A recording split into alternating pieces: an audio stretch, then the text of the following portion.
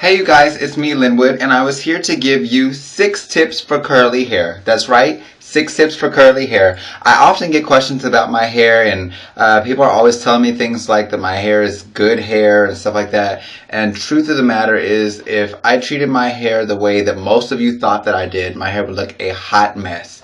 I do not have shampoo and go hair. It's never been wash and go hair my whole life. But I wanted to make sure that your curls are able to look as best as possible if you have curls, whether they be chemically influenced or natural curls.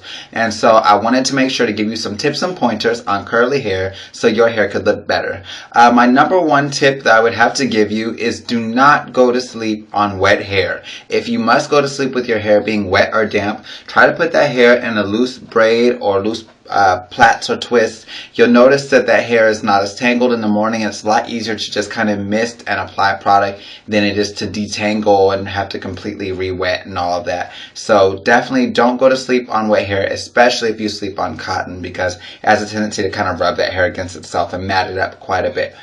My second tip would be to use sulfate-free products that moisturize the hair. I'm not a huge fan of a lot of these products that say that they are for curly hair and that they block out humidity and things like that. What I found a lot of times is that products that say that they block out humidity tend to have things that block out moisture. So anytime you hear that it blocks out humidity, keep in mind that it's keeping out any type of outside moisture, and curls need moisture. So you don't want to put a coating agent on that hair, which is what's in a lot of these humidity blocking or curl only products. So rather than doing that, get something that's sulfate free, and in terms of your shampoos and your conditioners won't have sulfate in them anyway. But a line that's sulfate free would really be better for curly hair because it does not strip that hair of its natural moisture. Sulfate is a great cleanser for your floor and things like that. And don't get me wrong, it has its place in dealing with hair products also, which I'll deal with in a later video. But most of the time you really don't want to pull that much moisture out of the hair. You want to make sure that your hair has as much natural moisture as possible. And so just in kind of making sure that you are using your sulfate-free products, you're automatically making sure that your hair is going to have more natural moisture in it, and your natural moisture is going to be way better than anything you can supplement in there. Using a coinciding conditioner would also be great. Make sure it doesn't have mineral oil in there or dimethicone, cyclomethicone, your coating agents in there, because like I said, they can actually block out moisture, and your hair being curly needs moisture. Whether it's your natural curl or chemically induced, your hair needs moisture, trust me. I would also recommend that you deep condition your hair with a moisturizing deep conditioner at least every 2 weeks. Now, as far as dealing with protein deep conditioners or reconstructors, I would say that those are important, but that's really something you should probably go to the salon for. The reason why is because most salon professionals are able to gauge whether or not you actually need protein at the moment, and they can give you the proper amount of protein, so that way you're not overdoing it. If you do too much protein, your hair can often get too brittle and cause it to break. So really that's something you want to get offered to you from a salon only, from a professional that you can trust. And so I would really say moisturizing, do that at the house all day long. If you want to do it once a week, twice a week, whatever, that's fine. But protein treatments, you want to make sure that you have done at the salon.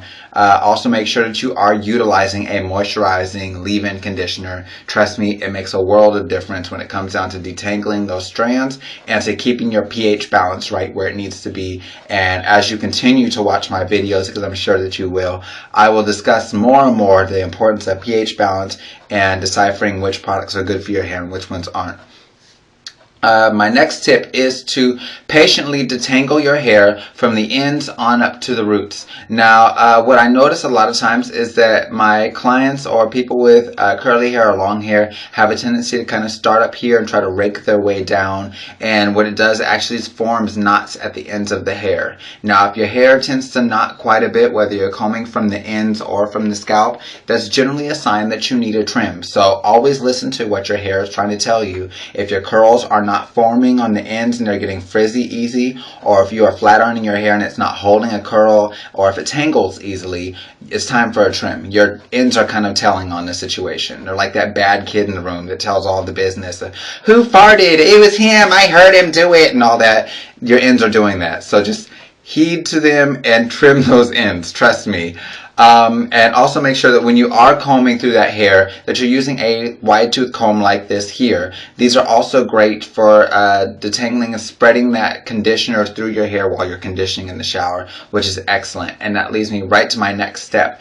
My next step would be to shampoo and detangle at the same time. So that way when you are shampooing, you're not roughing the hair up like this. Small circular motions at the scalp are fantastic because they help to get the scalp clean, but you really want to make sure that you are using majority of your effort on getting that hair clean. You're doing gentle sweeping motions like this here. You can comb that product through the hair once it's on there, especially if it's a product that gives that hair a bit of slip like a conditioner, because it helps to evenly distribute that conditioner from root to ends. You want to make sure that you're letting that conditioner sit on for a minimum of 3 minutes so it can really penetrate. My last tip for the day is to stay away from products with mineral oil or petroleum. Now the reason why is because, as I said earlier, you kind of want to stay away from products that have a lot of coating agents in them. Now I understand they give a high shine, they make your hair look very shiny, things like that. They can seem great for things like that, but you notice that they tend to block out moisture, and it's a lot harder to kind of break through there with proper moisturizers and things like that.